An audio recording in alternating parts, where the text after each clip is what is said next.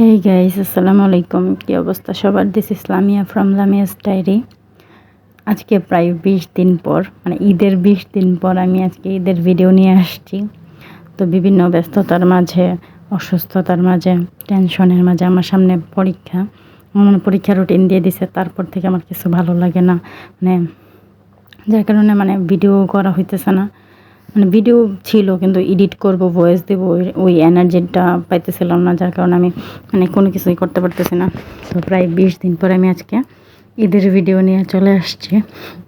তো ঈদের দিন সকালবেলা আমি একটু লেট করে উঠছিলাম, ঈদের আগের দিন রাত্রে একটু লেট করে ঘুমানোর কারণে প্রায় 4টা-5টা বেজে গেছে ঘুমাইতে ঘুমাইতে। তো যার কারণে ঈদের দিন আমি 7টার দিকে ঘুম থেকে উঠছি।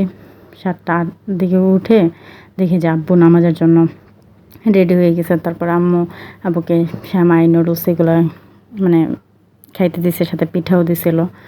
তো আমার মনে হয় কি, প্রত্যেকটা ফ্যামিলিতেই প্রত্যেকটা আব্বু ঈদের দিন সকালবেলা সবার মেজাজ গরম হয়ে থাকে।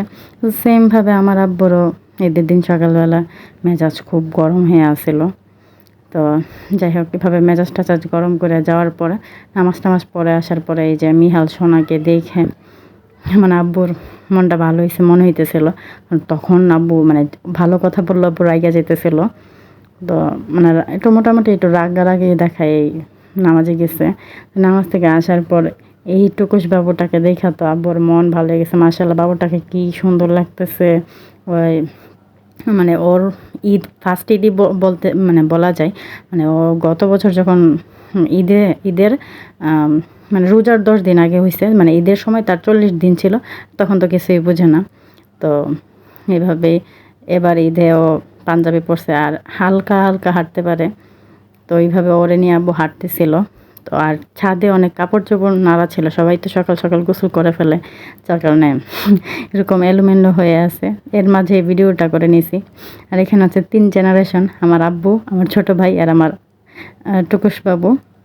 3 জেনারেশন এখানে একসাথে ভিডিওতে আছে। তো এইভাবে সবাই বাবুটাকে নিয়ে একটু ভিডিও টিডিও করলাম। আমার ছোটো ভাইকে অনেক জোরে আমি ভিডিওতে আনছি। আমার ভাইয়া এগুলো একদম পছন্দ করে না, আনা কয়ে যায় ঢং, আমাকে বলে আমি নাকি ঢং করে, এই জন্য ভাই আসতেই চায় না। তো এগুলো করে ঈদের দিন উঠে প্রায় আম্মু উঠে দেখি আম্মু সব নুডলস এগুলো রান্না করে ফেলছে। আমি জাস্ট নবাবি সেমাইটা রান্না করছি, আম্মু ইয়াও রান্না করে, চটপটি নুডলস সব আম্মুই রান্না করছে, আমি শুধু নবাবি সেমাইটা রান্না করছি। তারপরে এই পুডিং আগের দিন রাত্রে বানায় ফেলছিলাম। ওই পুডিংটা একটু খুলে নিলাম, খুলে একটু পিস পিস করে কেটে নিছি। তো এদিকে মারিয়াম আর রাফা ওরা দুইজনও রেডি হয়ে গেছে। রেডি হয়ে দুই বোন সাজুগুজু করে একটু ঘুরতে বেরিয়েছে। ছোটোবেলায় আমাদেরও এরকম ছিল যে সকাল সকাল ঘুম থেকে উঠে আমি আব্বুর সাথে নামাজে যেতাম।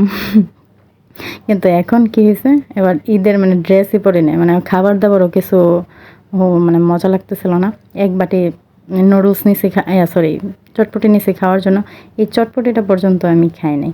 নুডলস এত পছন্দ, নুডলসও খাই নাই, কিছুই খাই নাই। তো এখানে গরুর মাংস একটু হালকা ঝোল দিয়ে নিয়েছিল আম্মু। ওই গতকাল ঈদের আগের দিন রাতেই তো করে রাখছিল, কষায়া এটা রেখে দিছিল। আব্বুর দাদু বাড়িতে যাওয়ার কথা ছিল, যার কারণে আগের দিন সব করে রাখছে।